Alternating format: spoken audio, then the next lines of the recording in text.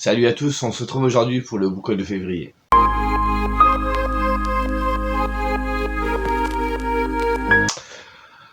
Alors aujourd'hui, grande annonce parce que c'est un petit Book Haul. Et quand je dis petit, ce coup-ci, j'exagère pas. Je pense que j'étais relativement raisonnable, mais ça s'est fait naturellement en fait. J'ai pas forcé sur les achats où je me suis pas dit Laurent arrête d'acheter.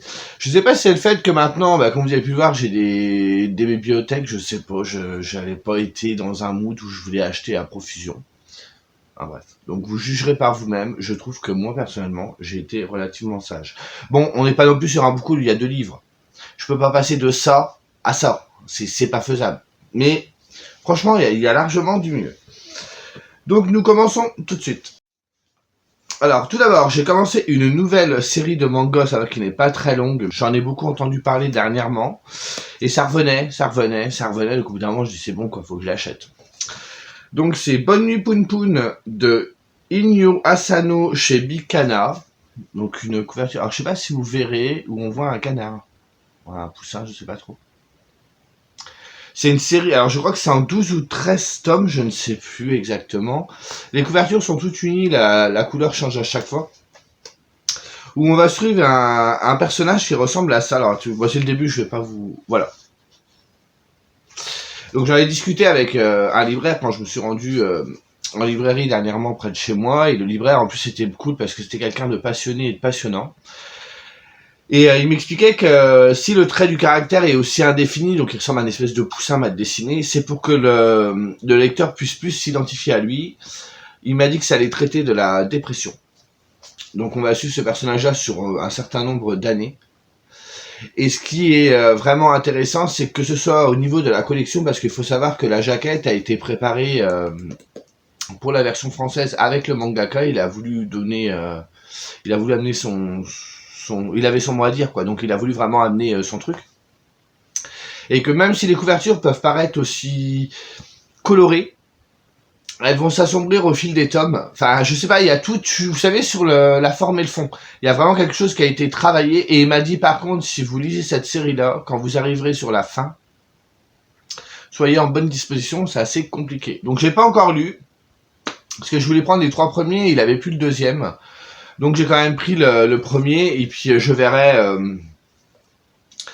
par la suite, parce que moi je préfère attendre d'avoir tout pour pouvoir les lire de façon régulière. Quand on lira un deuxième dans 2 mois. Enfin, moi j'ai une mémoire un peu vacillante, donc ça va être compliqué. Et du coup, en discutant avec ce monsieur, ah oui, parce que je suis resté au moins plus d'une demi-heure dans le rayon avec lui, hein, mais franchement, c'est tellement plaisant de discuter avec quelqu'un qui s'y connaît et où il y avait vraiment un dialogue, un échange, et il m'a fait augmenter ma wishlist parce qu'il m'a donné plein de titres vraiment bien. Dont celui-là qui venait de finir, qui venait de sortir et qui m'a dit qu'il était vraiment très bien, c'est Sans préambule de Akane Torikai, donc c'est aux éditions Akata. Il l'a lu, il m'a dit c'est génial, il fait si vous devez lire un titre, lisez-le, c'est un one-shot. Et la particularité de ce titre, on le voit ici, vous voyez, c'est que c'est comme un croquis, on voit encore la règle, et c'est comme un croquis. Et à l'intérieur, c'est pareil. Alors attendez, je vais éviter de me spoiler, j'ai pas encore lu. Vous voyez, à l'intérieur, c'est pareil, le dessin est de la même façon. Et j'ai trouvé ça, mais super joli. Et je trouve que ça donne un caractère à l'histoire. Alors, je sais pas ce que ça vaut, je l'ai pas encore découvert. C'est un petit hardback, je sais plus à combien je l'ai payé. Vous voyez, ça se présente comme ça. Mais je trouve que l'objet livre est magnifique. Et le fait qu'ils aient laissé, ce côté pas vraiment fini, assez brut, en fait, au final du dessin. J'ai craqué, je l'avais même pas vu en rayon, c'est lui qui me l'a vraiment proposé et j'ai dit oui, quoi. Donc ici, c'est marqué qu'on va suivre 2 lycéennes qui fréquentent le même établissement et chacune d'elles se pose des questions au quotidien sur l'avenir, sur la vie, sur l'amour, sur le sens même de l'existence. Mais aucune jamais ne baissera les bras, il faut toujours aller de l'avant. Avec son regard unique et teinté de poésie, Akane Torikai croque le portrait d'adolescente contemporaine. Et en dessous, c'est marqué « Nouvelle, spleen, adolescence ». Donc, spleen, c'est pour moi. Laurent avec ses idées un peu sombres, vous voyez. Faut que je le lise, mais j'ai toujours peur de le bouffer trop vite et de me dire « Ah, j'aurais peut-être dû garder cette pépite-là en même temps, vu tout ce que j'ai à lire. » Mais il faudrait vraiment que je m'y mette. Et vous voyez, rien que de vous en reparler, de vous le ressortir, j'ai vraiment envie de le lire. Et la dernière nouveauté que j'ai acheté en manga, celui-là c'est pareil, ça fait très longtemps qu'il est dans ma wish. C'est Les Temps Retrouvés. Donc au scénario c'est Kei Fuji et au dessin c'est Kokoro Hirai. Donc c'est dans la collection Latitude de chez Kiyun. Bah Kiyun, hein, vous savez comment Kiyun. Voilà, donc le tome 1. Le tome 2, vous avez vu ces couvertures, sérieux, même le dos est sublime quoi. Vous savez, c'est la couverture, elle a un petit... Ah, ça fait un peu comme du papier canson, je sais pas si vous voyez ce que je veux dire. Donc celui-là, je l'avais vu passer pas mal de fois, donc il y aura que 2 tomes. On va suivre Ippei qui est retraité et qui retombe amoureux d'une personne à son âge avancé, qui s'appelle Kotoko. Et il se demande comment on peut encore séduire à son âge, comment l'amour renaît chez une personne âgée. Je trouvais que c'était assez poétique. C'est marqué que c'est empreint de délicatesse, de poésie et d'émotion, et je trouvais le sujet génial. Il n'y a pas d'âge pour aimer en fait. Et ouais, voir ce petit papy, cette petite mamie tomber amoureux, se déclarer leur flamme et tout, et je trouve qu'avoir encore cet espoir-là à l'âge qu'ils ont, bah c'est vrai qu'il n'y a pas d'âge, c'est vrai qu'on pense toujours que l'amour c'est quand on est jeune, bah non, la preuve que non. Et je suis sûr que ça doit être super sympa. Donc j'ai vraiment hâte. Ensuite, pour les séries que j'ai continué un petit peu, même si j'ai été sage quand même, il n'y a pas trop de sorties. Donc j'ai pris le tome 2 et le tome 3 de Monster de Naoki Urasawa chez Big Kana. Donc je sais plus combien il y a de... Oh, je sais jamais ça, je vous dis pas le nombre de tomes. Je crois qu'il y en a 9 parce que c'est des tomes doubles. Mais voilà, Naoki Urasawa, il a quand même fait 20th Century Boys. Et il a repris Astro Boy de Tezuka et il en a fait une série qui s'appelle Pluto, que je vous avais déjà montré. Également de Masaaki Ninomiya, le tome 4 de Gannibal. Pareil, Gannibal, c'est une série qui est finie aujourd'hui au Japon. Et on en a au tome 7 ou tome 8 en France, donc j'aimerais que tout soit sorti. On a 12 ou 13, je sais pas, mais c'est pareil, c'est une série qui tourne à fond et tout le monde est au taquet sur cette série, quoi. Donc j'ai vraiment hâte de m'y mettre.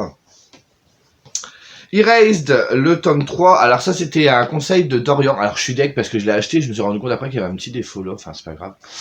Donc ça, c'est le tome 3. C'est une série en 8 tomes, je crois. Et c'est Dorian qui l'avait conseillé, donc j'en achète un de temps en temps quand je tombe dessus, puis quand je les aurai, je les lirai. Donc Dorian, c'est Monsieur Caprica. Si vous ne voyez pas qui c'est. Le tome 3 de Keiju Number 8 chez Kazé. Donc celui-là, il faut vraiment que je le mette maintenant que j'ai les 3 pour savoir si je vais poursuivre ou pas. Pareil, j'ai vu des bons retours encore une fois, donc à voir. Le bateau de Thésée, le tome 4 de Toshiya Higashimoto chez Vega Dupuis. Donc pareil que c'est super addictif, qu'il faut les avoir tous avant de s'y mettre parce que c'est le feu. Donc 10 tomes. Cette histoire-là, parce que je passe assez vite depuis tout à l'heure, je sais plus, il y avait une histoire de meurtre et il y a un homme qui retourne dans le passé pour découvrir ce qui s'est exactement passé avec une histoire d'empoisonnement. Je ne sais plus exactement sur quoi ça tournait, mais assez intriguante cette couverture. Et pareil qu'il y a une tension et un suspense de fou. Autre titre qu'a sorti Glénat et sur lequel ils doivent miser beaucoup parce qu'il y avait quand même une grande campagne de promotion, c'était Shangri-La Frontier de Katarina au scénario et de Ryosuke Fuji au dessin. Donc c'est du shonen plus ou moins classique, on est dans le jeu vidéo. Et cette série-là, je pense qu'ils en attendent beaucoup parce qu'ils avaient vraiment poussé la promotion et tout, on le voyait partout, quoi. Donc moi, je verrai à ça. Et celui-ci, celui-là, je pense qu'il y en a beaucoup qui l'ont pris, il est passé partout, c'est Junji Ito avec les chefs-d'œuvre, le tome 2, quoi. J'avais montré le tome 1 la dernière fois, là voilà le 2. Le prochain, ce sera Frankenstein que je prendrai aussi. Donc celui-là, dès que je l'ai vu, je l'ai pris, quoi. Donc c'est fini pour les mangas. Ensuite, nous passons aux romans. Alors, concernant les romans, pareil, je vais vous montrer le 9 et l'occasion, mais l'occasion, il n'y en a pas beaucoup d'ailleurs. Donc j'ai pas acheté beaucoup d'occasions, c'est vrai. Donc tout d'abord, j'ai été chercher celui-ci de Lionel Camille, vous savez, qui écrit du true crime en auto-édition que j'aime beaucoup. Je vous en ai déjà parlé plusieurs fois. Donc le dernier livre qu'il a sorti, je crois que c'est au mois de janvier, c'est Terreur en Australie, les vrais Wolf Creek, 15 affaires réelles et effrayantes. Donc les Wolf Creek, il explique ce que c'est. Alors attendez, je ne dis pas de conneries. Donc le livre a pour vocation de regrouper 15 affaires criminelles et faits divers australiens dans lesquels les victimes étaient des touristes et pour lesquels les médias locaux ont fait référence au film Wolf Creek. Et ce petit film d'horreur raconte l'histoire d'un groupe de voyageurs insouciants en Australie qui croisent la route d'un tueur psychopathe. Et là-dedans, il y aura des affaires célèbres. Donc écoutez, faut pas lire ça avant de partir en vacances. Hein. Si vous partez en voyage, vous lisez ça avant. Donc j'ai pris celui-ci, qui venait de sortir, parce que je les ai tous. Je suis un petit peu en retard, mais il faut que j'en relise. Je les ai tous. Et du coup, j'ai dit, bah voilà, j'ai pris tous ces true crime à l'ordre du jour, parce qu'ils vont en réécrire, forcément. Et je sais pas, j'ai eu un pet au casque d'un seul coup. Je me suis dit, tiens, je vais prendre ses romans, parce qu'il a aussi également écrit des romans. Donc il a écrit Climax, qui est sorti en poche. La suite, avec le même enquêteur, c'est La conspiration du chaos. Et l'enquêteur, c'est Hank Graffin, ou Graffin, je sais pas comment ça se dit. Et il a écrit également celui-ci, Passage vers l'enfer. Donc je me suis dit, depuis le temps que je les voulais, allez vas-y Laurent, prends-les. J'ai précommandé une beauté, mais alors une beauté, je vous explique pas, sur le site de Monsieur Toussaint Louverture. D'ailleurs, si vous commandez sur leur site, vous verrez leur colis, c'est aux petits oignons. Moi j'ai reçu un colis dont j'étais... Bon, ils payent pas mine sur le coup, mais vous ouvrez le colis, il y a des petites attentions comme un marque-page, le livre arrive en bon état, il y avait un petit autocollant sur le colis, franchement, nickel. Et moi, c'était pour ce titre que j'avais à la base en poche, c'est Pocket Terror, et que j'ai racheté parce qu'il ressortait comme ça, et l'autre, je m'en suis débarrassé. C'est Zephyr Alabama, de Robert McCammon. Regardez cette beauté. Oh, mais... Je vais vous enlever le petit bandeau, je l'avais laissé le temps que je ne le lis pas. Qu'est-ce que vous voulez que je vous dise? Qu'est-ce que vous voulez que je vous dise? Donc ils ont remis le titre Zephyr Alabama, alors que dans l'ancienne sortie c'était Le Mystère du Lac. Donc on est sur une histoire qui se passe sur quelqu'un qui raconte ses histoires d'enfance, je crois. Il y a une petite phrase derrière, j'ai compris alors ce qu'était le courage, c'était aimer quelqu'un d'autre plus que soi-même. Donc le prix n'est que de 20,50 € pour cette beauté. Enfin, Monsieur Toussaint Louverture, ils ont déjà fait une collection avec Anne de Green Gables qui est absolument sublime.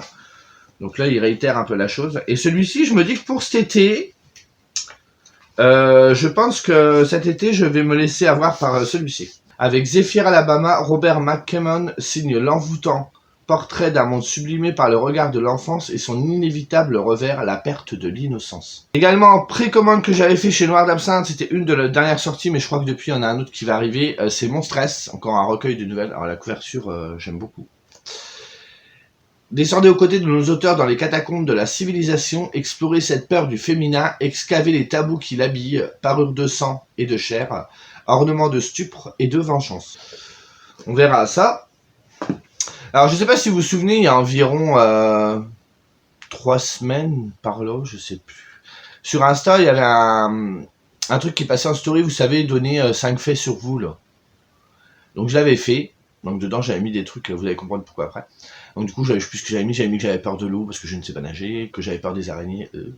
Enfin ce genre de trucs. Et il y a une abonnée qui est passée en message privé et qu'elle m'a dit, bah écoute si Laurent t'as des peurs comme ça, faudrait que tu lises tel livre. Donc ce livre c'est celui-ci. Parce qu'elle dit moi il m'a beaucoup aidé et elle dit ça m'a entre guillemets sauvé la vie. Donc c'est le livre de Christophe André, Psychologie de la peur, crainte, angoisse et phobie. Donc Christophe André, c'est un médecin psychiatre à l'hôpital Sainte-Anne à Paris. Il a écrit beaucoup de livres sur tout ce qui est méditation et tout ça. J'en avais déjà entendu parler. Je crois que j'ai d'ailleurs un livre de lui sur la méditation quelque part, je ne sais plus où. Et du coup, je me suis dit, pourquoi pas. Donc j'ai feuilleté un petit peu, j'ai pas encore pris le temps de le lire. Mais je pense qu'il essaye de démonter les peurs. Vous voyez, par exemple, il y a un titre là, c'est les mécanismes des peurs et des phobies. D'où viennent les peurs et les phobies?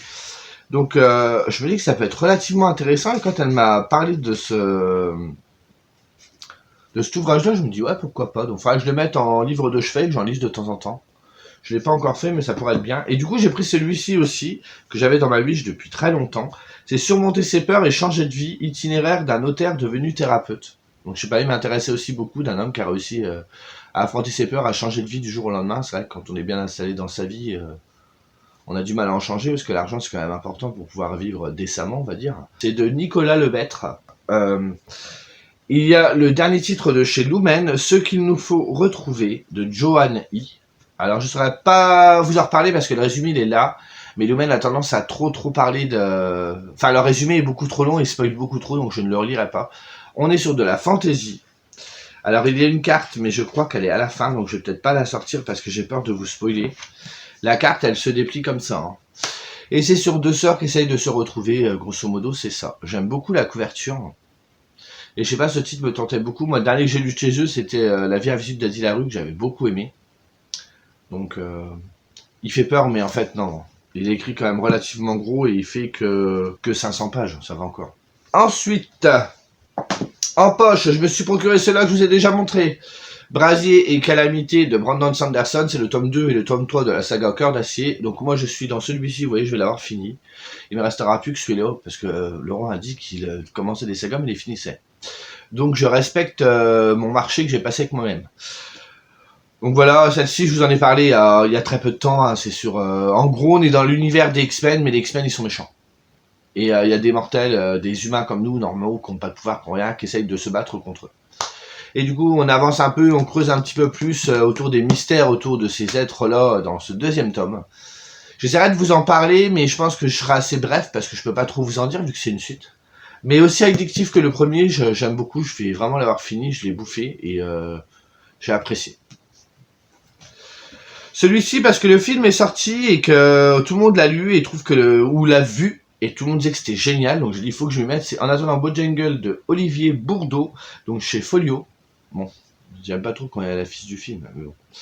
Alors celui-là par contre c'est pareil, il faut que je l'avais rangé dans la bibliothèque, mais il va falloir que je le sorte. Il est pas très gros. Il faut que je le lise maintenant parce que je sais qu'une fois que la hype autour du film et tout sera passée, je vais plus m'en désintéresser, je le lirai pas. Donc il va vraiment falloir que je m'y mette d'ici peu.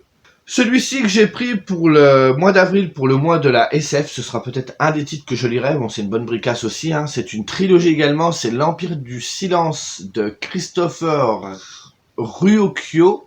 Et le tome 1, c'est Le Dévoreur de Soleil. Et j'adore la couverture.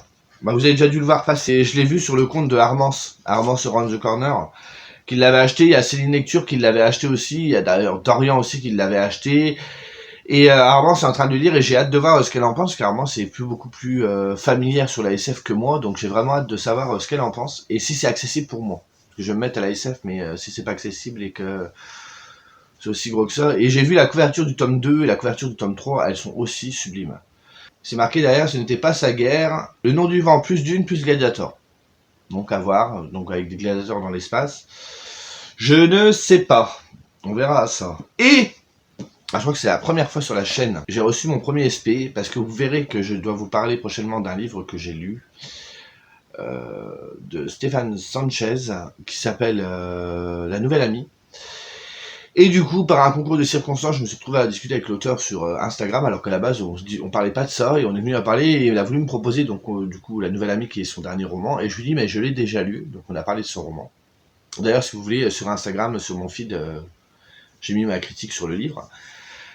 Et il me dit, bah si tu veux, je t'envoie un SP. Au début, je fais, ah, écoute, je fais pas ça pour ça. SP, je suis pas, voilà, c'est pas que j'ai des principes, mais voilà, je parlais pas avec lui pour ça. Moi, j'avais eu un échange avec lui, il était vraiment gentil, et on a pu discuter de son roman, et moi, c'est ce que je recherche en dehors de discuter de mes lectures. Et vraiment échanger aussi avec les auteurs. Et il a insisté, au bout d'un moment, j'ai pas voulu le vexer non plus, donc j'ai dit oui. Donc il m'a envoyé Album de famille, que je vais lire prochainement. Où dans ce livre, il y a un libraire qui reçoit la visite d'une préadolescente qui affirme être sa fille. Mais le petit problème, c'est que ce libraire-là, il est homosexuel et il a jamais connu de femme. Donc cette fille-là, c'est qui en fait? Et à partir de là, il va se poser des questions, il va se sentir un peu ébranlé et il va se demander s'il n'a pas omis des choses de sa mémoire. Un roman assez court, donc 165 pages, c'est une espèce de petit thriller. C'est aux éditions Les Orfèvres. Je sais pas ce que ça vaut. Je pars sans a priori. Hein. Je vais lire, on verra bien. Parce que je me dis, un thriller de 165 pages, ça fait peu. Mais en même temps, le speech de départ est vraiment intéressant. Donc je vous en reparlerai prochainement. D'ailleurs, si Stéphane, tu passes par là, je te remercie pour l'envoi. Mais voilà, ce sera pas tous les jours que je reçois des SP, c'est pas le putain. Et ensuite, en occasion, donc on est déjà à la fin. Imaginez-vous qu'on est déjà à la fin. J'ai pris celui-ci sur les conseils de Sissycat, qui passe d'ailleurs régulièrement commenté sur les vidéos. Je vous avais dit que je vous cherchais un livre sur les extraterrestres, invasion extraterrestre et tout. Et elle est passée, elle m'a dit, tiens Laurent, sinon t'as Exo que j'ai trouvé à Nose. Je fais, ah ouais, et du coup, je suis tombé sur le tome 2 à Nose, mais pas le tome 1 que j'ai pris sur Vinted. Les couvertures sont dégueulasses. C'est chez Bayard, les couvertures donnent pas envie. Moi j'ai l'impression de lire un truc...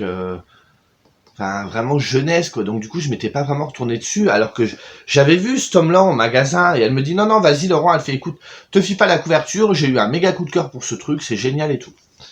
Donc, c'est tout. Et ici, on nous explique qu'il y a un siècle, après une guerre meurtrière, la Terre a été colonisée par une civilisation extraterrestre, les Sriz. Les Sriz. Non, c'est... les Sriz. Z-H-R-E-E-S. Oh, les Sriz, je sais pas comment ça se dit. Même si la paix a finalement été instaurée entre les deux peuples, les Sriz dominent à présent la planète. Donc on va suivre Donovan qui a 17 ans, qui est chargé de faire régner l'ordre. Et à l'âge de 5 ans, il a été sélectionné pour être un exo à un soldat d'élite des Sriz. Il est aussi le fils du chef du gouvernement qui collabore avec les extraterrestres. Tout ceci destine le jeune homme à un brillant avenir jusqu'au jour où une intervention tourne mal et que Donovan est enlevé par Sapiens, un groupe de résistants qui lutte pour l'indépendance de l'espèce humaine. Écoutez, ça a l'air super sympa. D'ailleurs, je remercie Sissi pour ses conseils et pour ceux d'ailleurs qui m'ont conseillé dans les commentaires, qui m'ont donné des titres. Merci beaucoup d'avoir pris le temps de le faire, c'est vraiment gentil de votre part. Donc voilà, une petite duologie qui m'a l'air, ma foi, fort sympathique. Donc on découvrira ça, comme quoi des fois il faut pas se fier aux couvertures. Aussi, Séverine en avait parlé il y a quelques temps, elle compte lire, je crois, pendant un de ses raids with me, il me semble. C'est Marie Laberge avec sa trilogie Le Goût du Bonheur. C'est d'ailleurs Margot Liseuse qui est hyper fan de cette trilogie saga familiale. Donc du coup je me la suis procurée sur Vinted pour pas cher. Donc j'ai trouvé le tome 1 Gabriel, attention parce que là on passe sur Adélaïde, non mais Florent. J'en ai pour 6 mois. Je sais pas. Il y a tout le monde et les avis sont unanimes que c'est une série qui est absolument génialissime. Donc je sais pas, les tomes sont assez gros, ça se lit peut-être bien. Hein. Donc ça se passe sur une île qui n'est pas très loin du Québec. Et on va suivre les 5 enfants mineurs, bientôt 6, qui grandissent entourés d'amour dans une maison où Gabriel, leur mère, et Edward, leur père, n'hésitent pas à accueillir ceux dont la fortune, contrairement à la leur, n'a pas survécu au krach de 1929. Et dans une société encore très puritaine dominée par une église implacable pour les femmes, Gabriel défend farouchement son clan et ce goût du bonheur qu'elle transmet à ses enfants aussi passionnés qu'elle. À voir. Donc on va suivre cette famille, je pense, sur plusieurs générations. Moi j'aime bien ce genre de trucs. Alors c'est le genre de trucs que je lis quand il commence à faire beau. Et d'ailleurs il va commencer bientôt à faire beau, le printemps va venir. J'en suis ravi. Donc à voir. Mais je les ai trouvés dans un état vraiment impeccable et je suis super content.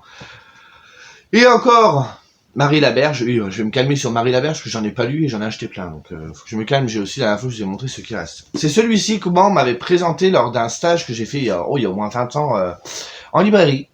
Et la patronne de la librairie m'avait dit, Laurent, ce livre-là est génial. J'avais retenu le titre et j'ai jamais acheté. Donc là, je l'ai trouvé sur Recycle Livre. Donc c'est La Cérémonie des Anges, donc aux éditions Boréal. Donc dans ce livre-là, on va parler d'un couple qui a perdu un enfant, ou même un bébé, je crois. Ouais, un bébé de 9 semaines. Et la particularité de ce récit, c'est qu'en fait, quand vous ouvrez le roman, de côté gauche, vous aurez la femme qui parle, donc Nathalie, et le côté droit, vous aurez les pensées de Laurent. Et en fait, ça va être ça sur tout le roman. Et du coup, on va voir que donc voilà, l'enfant est mort de la mort subite du nourrisson. Et forcément, bah, ils sont impactés par cette mort-là. Ça doit être assez difficile de perdre un bébé au bout de 2 mois, quoi. Et donc, c'est écrit dedans, Nathalie et Laurent titubent, lui en tenant un registre précis de ce qui n'est plus, et en essayant de recoller les morceaux éparpillés d'un bonheur éclaté, elle en faisant sauter toutes les limites dans une frénésie violente qui ressemble davantage à un suicide. Et je sais pas, j'ai toujours gardé ce titre-là en tête en me disant un jour je m'y mettrai, j'aime beaucoup la couverture en plus. Donc c'est chose faite. Donc je découvrirai aussi ça, donc cette année je pense que je découvrirai quand même Marie Laberge. Peut-être pas avec celui-ci qui est assez court d'abord, ou l'autre que je vois là-bas. Donc voilà. Et c'est tout. Donc j'ai parlé beaucoup, mais vous voyez, voilà à quoi ressemble le book haul de ce mois-ci, c'est tout ce que j'ai. Ce qui est cool, c'est que ça s'est fait naturellement, donc je suis vraiment ravi. J'ai pas senti de frustration ou de je me retiens ou quoi ou qu'est-ce, tout s'est fait normalement et c'est franchement génial. Donc voilà, ben, comme d'habitude, hein, vous me direz s'il y a des titres que vous avez lus, s'il y en a que vous avez aimés ou qu'il y en a qui vous tentent, hein, comme d'habitude, puis on discute un petit peu après en commentaire, il n'y a pas de souci.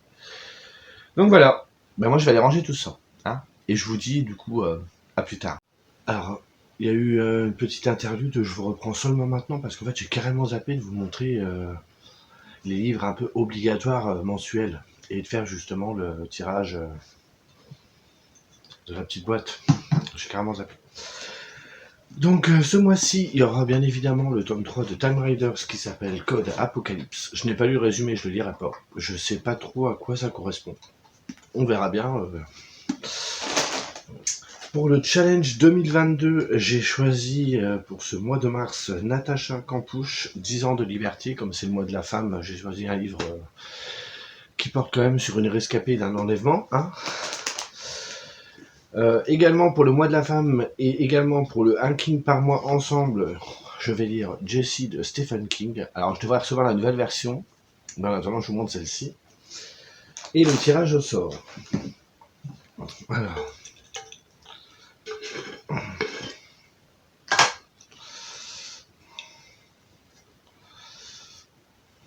Ce mois-ci, je pourrais au moins vous montrer quel est ce titre. Vous allez le voir avant moi. Je sais pas si c'est un fail, est-ce que c'est à l'endroit, est-ce que c'est à l'envers. Et c'est Mort Noire. Je vais le chercher, je reviens. Donc c'est Mort Noire de Laetitia Bourgeois. Et on nous dit 1348, la peste innocente-t-elle les meurtriers. Donc vous vous souvenez, c'était le fameux livre que j'avais acheté parce qu'il y avait un marque-page. Donc écoutez, un petit historique qui est assez court, hein, 200 pages. Donc nous verrons ce que cela donne. C'était le choix, votre choix entre guillemets. Donc voilà. Allez, sur ce, je vous quitte vraiment et je vous dis à plus. Salut.